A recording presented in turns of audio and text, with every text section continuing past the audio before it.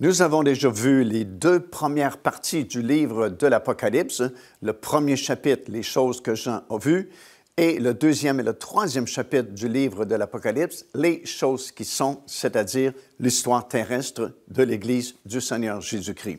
Comptez du quatrième chapitre jusqu'à la fin du livre complètement, c'est la troisième et la dernière partie du livre, les choses qui doivent arriver après elles. Alors, encore une fois, à partir de ce quatrième chapitre, à partir du premier verset, tout ce qui est mentionné dans ce livre-là, rien n'est encore arrivé parce que ce sont des choses qui doivent arriver après les choses qui sont. Et les choses qui sont, bien sûr, comme nous l'avons vu, c'est l'histoire terrestre de l'Église du Seigneur Jésus-Christ. Et souvent, on se demande pourquoi n'est-il pas écrit que tous les saints de l'Ancien Testament furent ressuscités? Mais seulement plusieurs saints de l'Ancien Testament ont été ressuscités après la résurrection de Christ. Bien, c'est justement pour respecter ce principe-là des prémices. D'abord les prémices, le reste du chant après. Alors, tous ceux dans l'Ancien Testament qui faisaient partie des prémices de la première moisson ont été ressuscités après la résurrection du Seigneur Jésus-Christ, et les autres saints de l'Ancien Testament qui faisaient partie du reste du chant, ben, seront ressuscités plus tard, comme nous le verrons dans le livre de l'Apocalypse. Le même principe s'applique pour les saints du Nouveau Testament. Le principe des prémices doit être respecté. Et lorsque cette trompette sonnera, comme nous avons lu dans 1 Thessaloniciens, chapitre 4, des versets 15 jusqu'à 18, ce sont les prémices qui seront enlevées, et les autres saints du Nouveau Testament, qui ne faisaient pas partie des prémices parce qu'ils ne se sont pas préparés tout simplement, ben, seront ressuscités plus tard au cours des 7 années de tribulation. Et le même principe s'applique pour la troisième et dernière moisson, la dernière génération en Israël. Il y a d'abord les prémices qui seront ressuscités, et les prémices, ce sont les 144 000 Juifs qui ont été scellés au début des 7 années de tribulation, qui sont enlevés au milieu des 7 années de tribulation, comme nous le lisons dans le 12e chapitre. Et dans le 14e chapitre, nous les voyons au ciel, debout sur la montagne de Sion, là-haut dans le ciel. Et ce sont les prémices de la troisième et dernière moisson. Et les autres saints de cette dernière moisson seront ressuscités plus tard. Israël, par exemple, ce n'est qu'à la toute fin qu'Israël, le reste du chant, sera sauvé après le retour du Seigneur Jésus-Christ sur la terre. Et l'apôtre Paul va nous dire dans le 11e chapitre de son épître aux Romains que le libérateur viendra de Sion et alors tout Israël sera sauvé. L'épouse n'inclut pas tous les rachetés de l'Église, mais uniquement les prémices, comme je viens de mentionner. Et c'est pourquoi ces groupes différents appartiennent soit à l'épouse ou au reste du chant. C'est pourquoi aussi ils sont dénombrés. Tous ceux qui font partie de l'épouse de Christ sont dénombrés avec un chiffre symbolique, comme les 4 êtres vivants, les 24 anciens et les 144 000 Juifs qui sont scellés. Tandis que lorsqu'on parle des autres rachetés, des autres groupes de rachetés, c'est une foule innombrable que personne ne peut compter. Mais les 3 groupes qui font partie de l'Église, les plusieurs saints de l'Ancien Testament, les plusieurs saints du Nouveau Testament et les plusieurs saints de la dernière génération en Israël, sont tous dénombrés, 4, 24 et 144, voulant dire que c'est limité, ce n'est pas innombrable, ce n'est pas n'importe qui, ce sont ceux qui se sont préparés justement. Et c'est pourquoi nous devons faire la distinction entre l'épouse et le corps de Christ. Le corps de Christ, c'est son Église, mais tout comme l'épouse est prise à même le corps du premier homme, c'est la même chose pour le deuxième homme, le Seigneur Jésus-Christ. Nous comprenons ça parce que Paul va nous expliquer dans Romains, chapitre 5, que lorsque Dieu a créé le premier homme, Adam, ce n'était qu'une figure de celui qui devait venir un jour, le Seigneur Jésus-Christ. Parce que Dieu savait évidemment que le premier homme allait faillir, et déjà il voyait le deuxième homme le Seigneur Jésus-Christ, qui, lui, allait réussir. Puis, après avoir créé le premier homme, il a créé la première femme, qui est devenue l'épouse du premier homme. Et comment la femme a-t-elle été créée? Elle a été prise à même le corps du premier homme. Et c'est la même chose pour l'épouse du deuxième homme, le Seigneur Jésus-Christ. Lorsque Jésus a été crucifié sur la croix, il y a ce soldat romain qui est venu avec sa lance et qui a percé le côté du Seigneur Jésus. Et de son côté, de son corps, émerge son épouse. Alors, tout comme l'épouse du premier homme est venue de son corps, l'épouse du deuxième homme vient également de son corps. Alors, il faut bien faire cette distinction.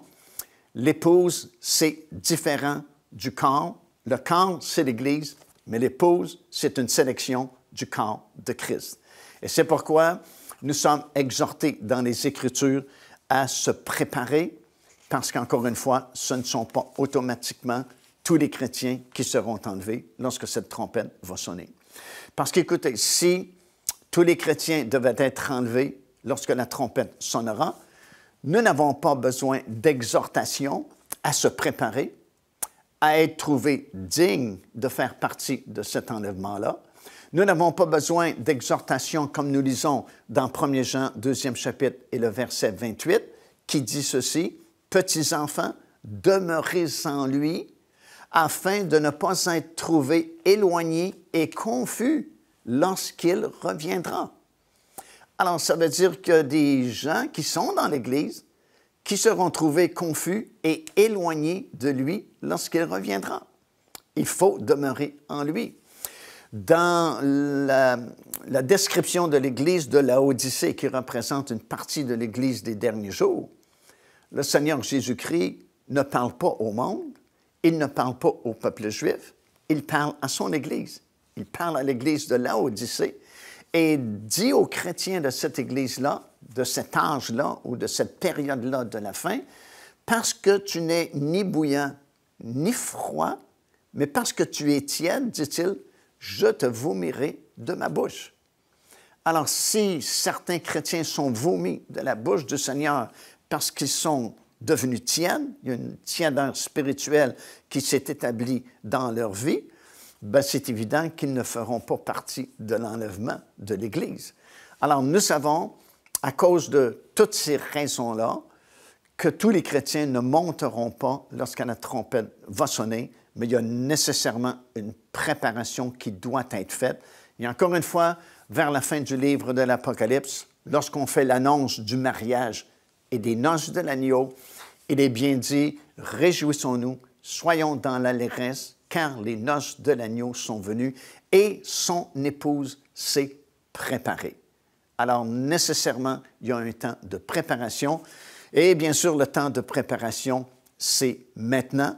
Pendant que nous avons l'opportunité de nous préparer, bien, faisons-le et soyons prêts. Dès l'instant où cette trompette sonnera, chou, nous allons partir. Cela nous explique pourquoi, durant la période des 7 années de tribulation, il y aura des saints qui seront au ciel et il y aura des saints qui seront sur la terre.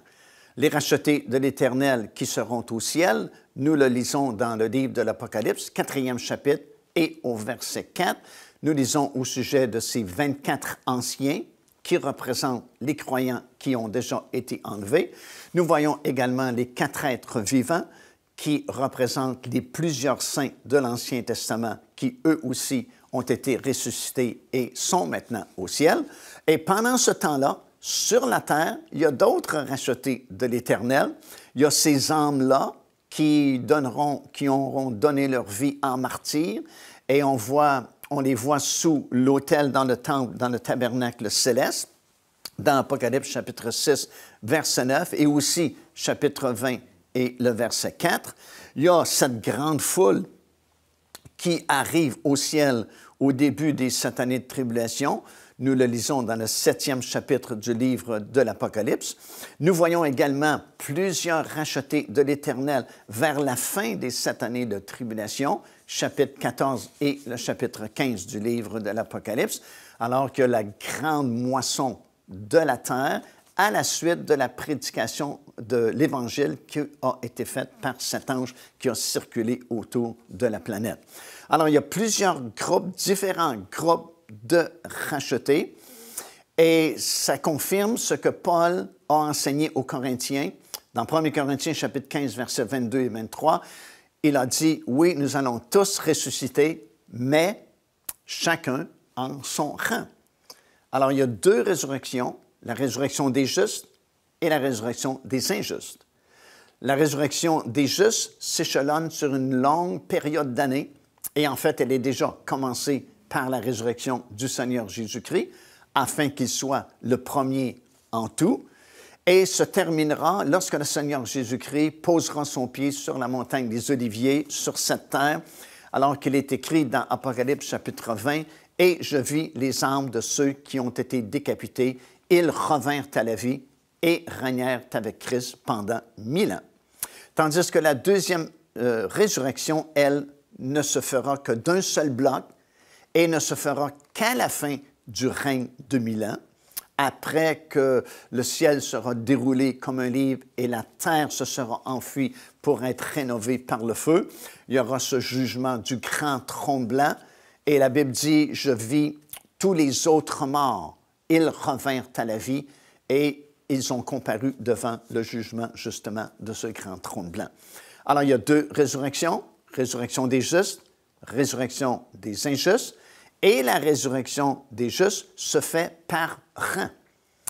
Paul, encore une fois, dit, « Oui, nous allons tous ressusciter les justes, mais chacun en son rang. » Et en scrutant les Écritures, nous allons découvrir qu'il y a 7 rangs qui composent la première résurrection, et ça va comme ceci. Le premier rang, bien sûr, c'est la résurrection du Seigneur Jésus-Christ, parce qu'il doit être le premier en tout, comme c'est écrit dans Colossiens chapitre 1 et le verset 18.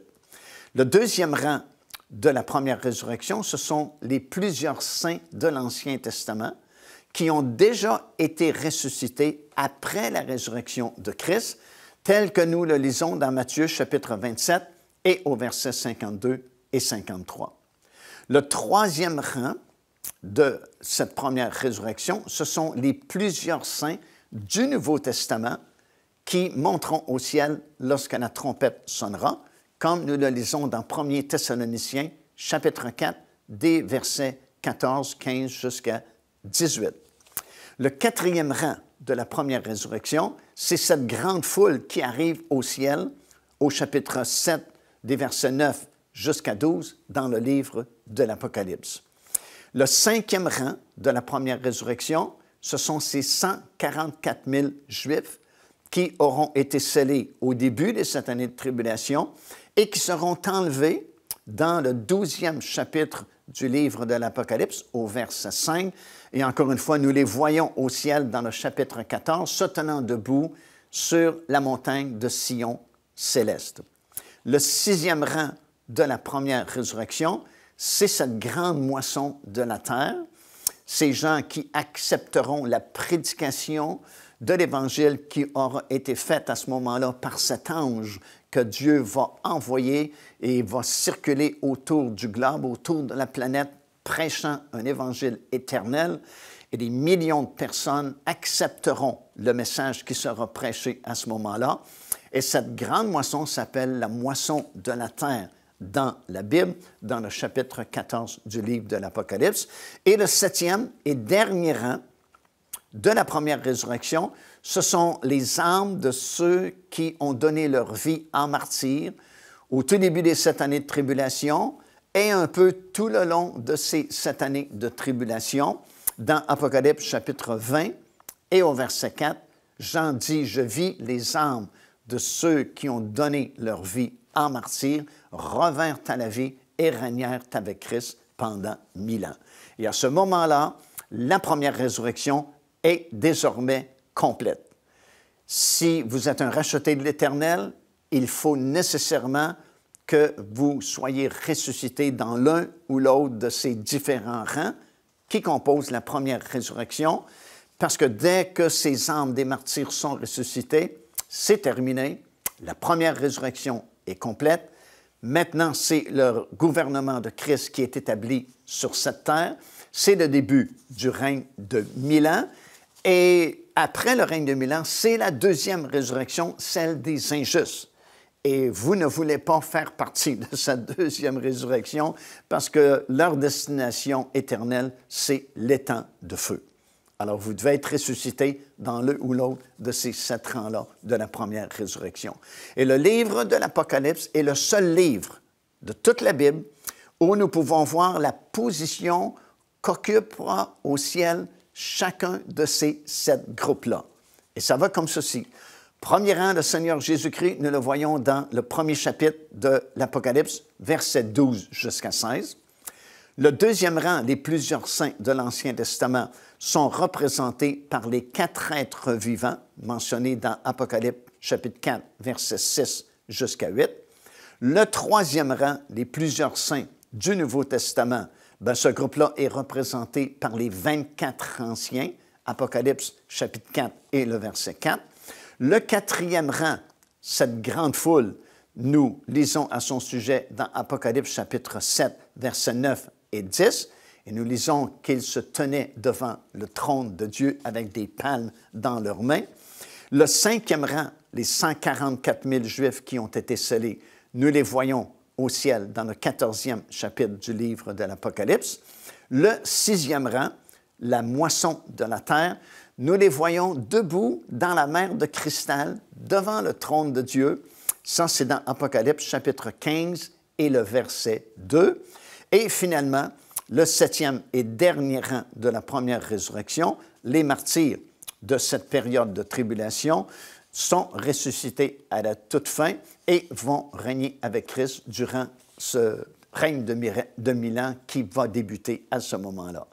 Alors, le livre de l'Apocalypse, c'est un livre vraiment exceptionnel, un livre fascinant, parce que c'est le seul livre où nous voyons la position de chacun des 7 rangs de rachetés qui forment la première résurrection. Nous voyons leur position au ciel et comment chaque groupe vraiment est différent. Et lorsque nous comprenons cela, bien, ça nous permet de comprendre plusieurs choses qui étaient auparavant difficiles à comprendre. Comment se fait-il qu'il y ait des saints au ciel, qu'il y ait des saints sur la terre durant la période de tribulation? Comment se fait-il que seulement plusieurs saints de l'Ancien Testament ont été ressuscités après Christ et non pas tous les saints de l'Ancien Testament? Bien, c'est à cause de ces raisons-là que nous venons d'expliquer.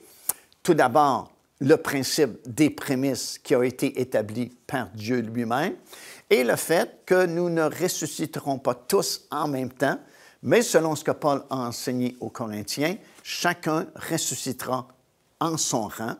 Et l'idéal, c'est de faire partie de ce rang-là qui s'appelle l'épouse de Christ du Nouveau Testament. Et pour faire partie de ce groupe-là qui s'appelle l'épouse de Christ, bien, c'est vraiment simple, puis je vais vous l'expliquer plus en détail un peu plus tard, mais c'est tout simplement de rester fidèle au Seigneur Jésus-Christ parce que c'est vraiment tout ce qu'il demande de chacun d'entre nous. Quelles sont les exigences pour faire partie de cet enlèvement? Bien, c'est assez simple. Avec le Seigneur, c'est toujours simple de toute façon. Premièrement, bien sûr, il faut être sauvé. Il faut avoir accepté le Seigneur Jésus-Christ comme notre Seigneur, notre Sauveur. C'est bien sûr la première exigence. Nous devons être sauvés. Deuxièmement, il faut s'être préparé, comme j'ai enseigné précédemment. Son épouse s'est préparée, comme nous le lisons dans Apocalypse, le chapitre 19 et au verset 7 et le verset 8. Mais peut-être que la question peut se poser ainsi, comment puis-je me préparer? Bien, c'est assez simple aussi, parce que nous avons la réponse dans la parole du Seigneur. Comment peut-on se préparer? En restant fidèle au Seigneur. C'est tout ce qu'il nous demande. Dans 1 Corinthiens, le chapitre 4 et au verset 2, il est écrit ceci, « Tout ce qu'on demande au dispensateur, c'est qu'il soit trouvé fidèle. » C'est tout. Et comment peut-on rester fidèle, me direz-vous? En demeurant en lui. Vous savez, il y a un passage dans 1 Corinthiens, premier chapitre, le verset 30 et le verset 31, qui nous explique qu'avant d'être sauvés, nous étions sans Christ. Et lorsque nous avons entendu prêcher la parole de Dieu, ou lorsque quelqu'un nous a témoigné la parole du Seigneur et que nous avons accepté le Seigneur Jésus-Christ, Dieu nous a pris et il nous a placés dans le Seigneur Jésus-Christ.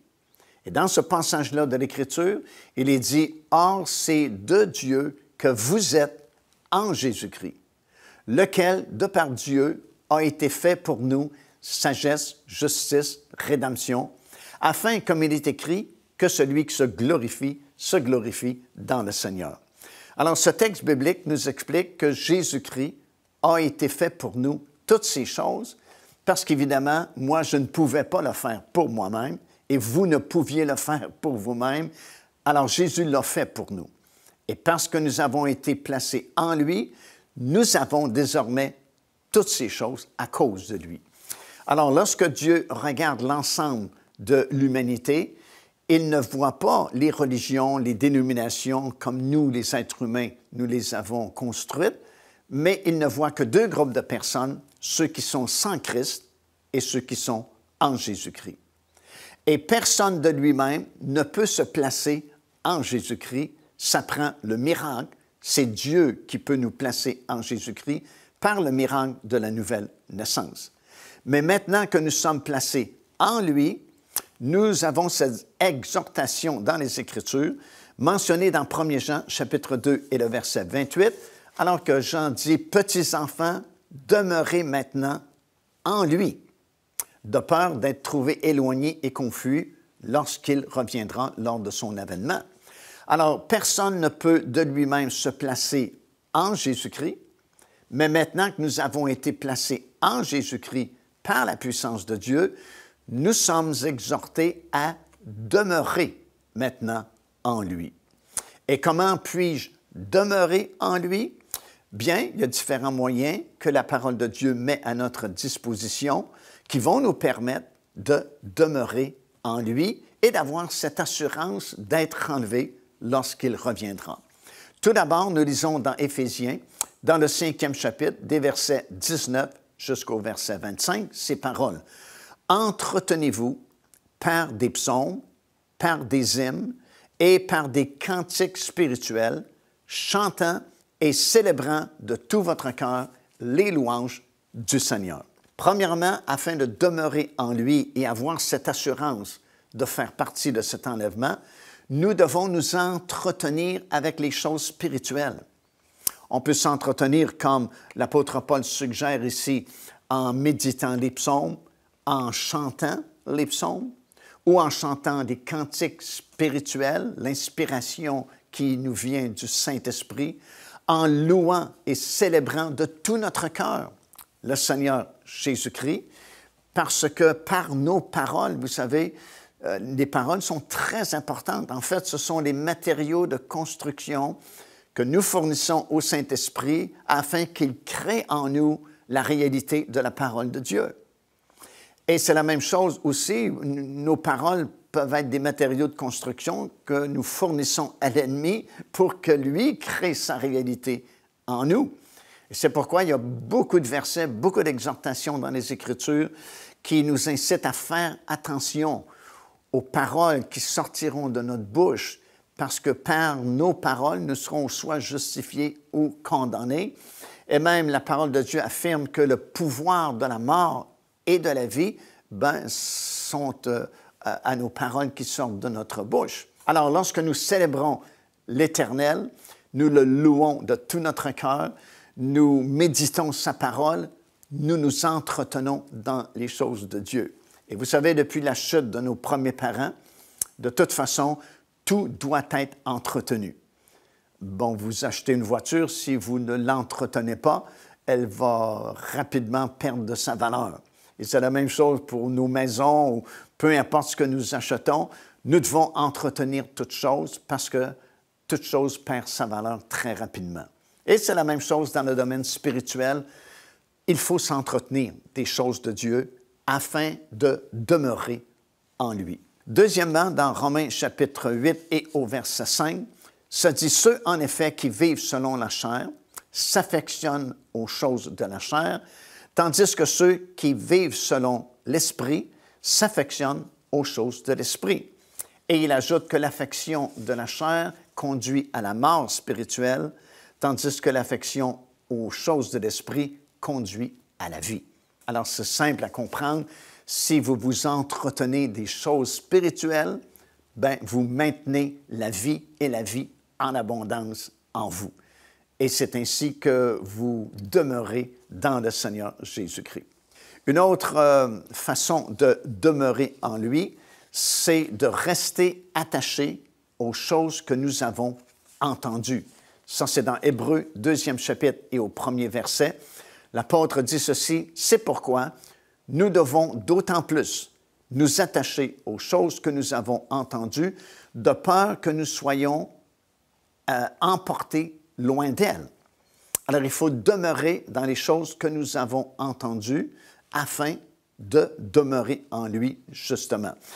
Dans 2 Corinthiens, le 11e chapitre et au 3e verset, Paul va dire ceci, « Je crains que vos pensées ne se corrompent et ne se détournent de la simplicité à l'égard de Christ. » Si nous nous éloignons des choses que nous avons entendues, bien souvent, nous éloignons dans la complexité de tout ce que nous entendons aujourd'hui via Internet, via les DVD, via n'importe quel moyen de communication que nous avons aujourd'hui, et nous nous éloignons du Seigneur Jésus-Christ. Il faut garder les choses simplement. Il y a plusieurs années, il y avait une famille à qui on avait témoigné l'Évangile, et le papa, la maman et, je pense, 3 adolescents avaient accepté le Seigneur Jésus-Christ.